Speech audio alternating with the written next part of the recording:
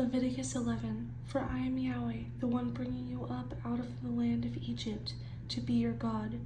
Therefore you shall be holy, for I am holy.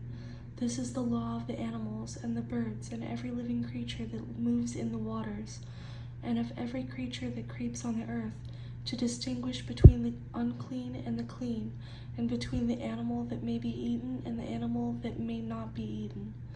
Leviticus 12.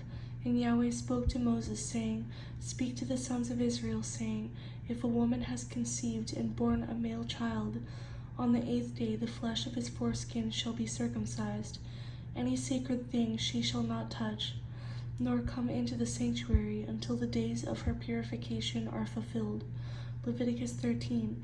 And the leper in whom the sore is, his clothes shall be torn, and his head shall become bare, and his head has become bare, and he shall cover his mustache and cry, Unclean, unclean.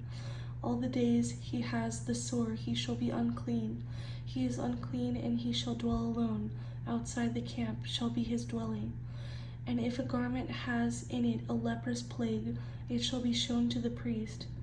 Then the priest shall examine that which has the plague, and isolate the plague 7 days, and he shall examine the plague on the 7th day. If the plague has spread in the garment, either in the warp or in the woof, or in the leather, or in anything made of leather, the plague is an act of leprosy, it is unclean.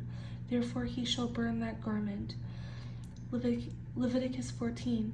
And Yahweh spoke to Moses, saying, This shall be the law of the leper for the day of his cleansing, and he shall be brought to the priest, and the priest shall go out of the camp, and the priest shall examine him, and if indeed the leprosy is healed in the leper, then the priest shall command to take for him who is to be cleansed 2 living and clean birds, and cedarwood and scarlet and hyssop. And Yahweh spoke to Moses and Aaron, saying, When you have come into the land of Canaan, which I give you as a possession, and I put the leprous plague in a house in the land of your possession, and to whom is the house comes and tells the priest, saying, It seems that there is some plague in the house. Then the priest shall command that they take away the stones which the plague is in, and they shall cast them into an unclean place outside the city.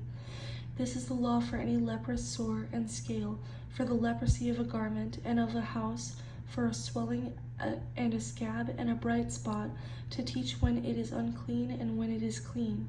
This is the law of leprosy. Leviticus 15. Thus you shall separate the sons of Israel from their uncleanness, lest they die in their uncleanness when they defile my tabernacle that is among them.